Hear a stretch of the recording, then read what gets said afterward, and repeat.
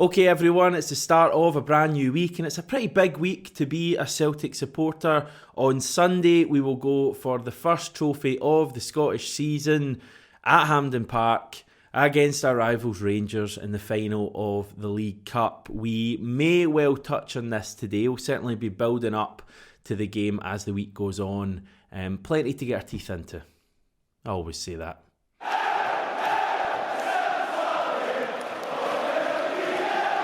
Job done on Saturday against Aberdeen. It means that we remain 9 points clear at the top of the Premiership. 12 games to go and things are looking good. Our next match in the league is in a fortnight away to St Mirren, who it feels like we've played at least 40 times already this season. We do have a few things to touch on today's video. First up is Aberdeen midfielder Graham Shinnie, last seen trying to re-enter Celtic Park on Saturday afternoon after being schooled by Rio Hatate en route to Celtic's third goal of the afternoon.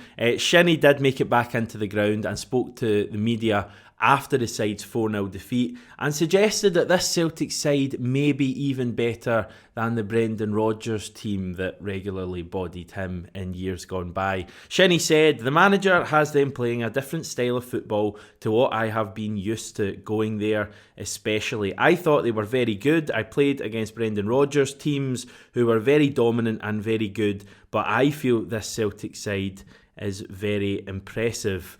So, what are we thinking in a debate that probably nobody apart from me is asking?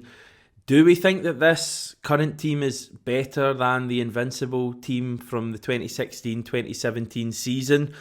It's probably a kind of relatively straightforward one to get your head around. You don't have to go too far back to remember that team. It's not like we're going back to the Martin O'Neill days or anything like that. If I just give you a few wee stats, so back in that season, 2016-2017, we won 34 of our 38 league games, drawing the other 4 for 106 points or 2.79 points per game. Currently this season, we have 73 points from 26 matches. That's an average of 2.81 points per game, so marginally better. Obviously there's more that comes into it, the cups, Europe for example, but is the league stronger now? I would say it probably is. I think Rangers are certainly better than they were however many years ago that was.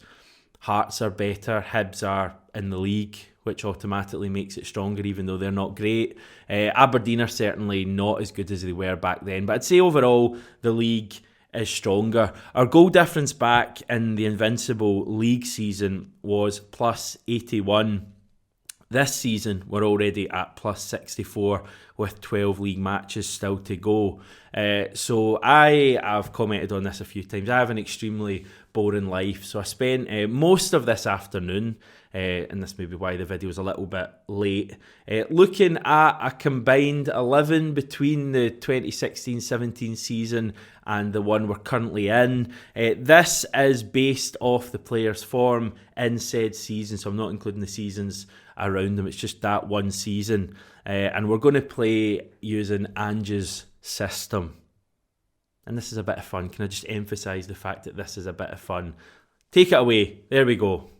That's the combined 11 I've gone for. The ones in yellow are from the 16-17 season and the ones in white are from the current campaign. So Joe Hart in goal, a back 4 of Mikael Lustig, Cameron Carter-Vickers, Dedrick Boyata and Kieran Tierney. Midfield 3 of Callum McGregor, Stuart Armstrong and Rio Hatate. Jota out on the right to make way for Sinclair, Scott Sinclair to play in the left, and Moussa Dembele up front. Yes, I know, no Scott Brown, no Kyogo.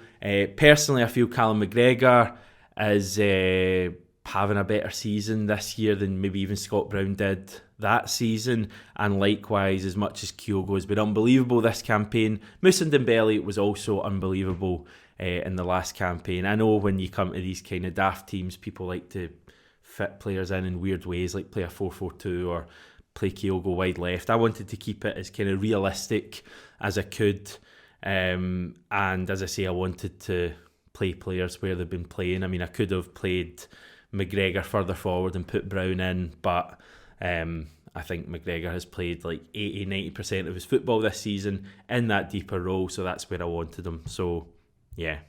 In terms of other former Celtic player news, Moritz Jens and Josip Juranovic met up yesterday after the draw between Schalke and Union Berlin in the Bundesliga. Jens played the entirety of the game, with Juranovic not even making it off the bench. Jens posted this photo earlier on Monday with the caption, "Fantastic to see you, my bro." By the way, yesterday was Jens's 4th game for Schalke, and pretty remarkably, all 4 of them so far have finished 0-0. I can't ever remember seeing a team go on a run of 4 goalless draws in a row. But I guess from Jens's point of view, been brought in to try and steady that defence and stop shipping goals. He's kind of doing his job at the moment, and from his point of view, he'll just be wanting Schalke to maybe score a goal now and again. But good to see those two link up again. Christopher Julian was speaking recently about he and Ange Postecoglou just not clicking. I don't really want to go over old ground here. I don't think it really serves much of a purpose. But if you really want to hear what Julian was saying, check out 67hailhail.com. There's a few articles gone up on his interview there. In terms of Ange after Saturday's game, the good news in terms of injuries ahead of the cup final is that it seems like both David Turnbull and Aaron Moy will be fit for Sunday. Ange reckons both will be back in training tomorrow, so we may well have a full squad to choose from for the final, which would be very welcome. I can't remember the last time we had like a full squad to choose from for such a big game. Hopefully I've not jinxed it at all there. This midweek should also give us some pretty interesting press conferences. We will have both captains going up in front of the media. That's usually the way they do it ahead of cup finals. So we'll have 16-time cup winner Callum McGregor and 2-time cup winner James Tavernier in front of the media. Only one of those guys are in their club's Hall of Fame, by the way, and it's not McGregor, but each to their own. And also the 2 managers as well, Ange Postecoglou, Michael Beale.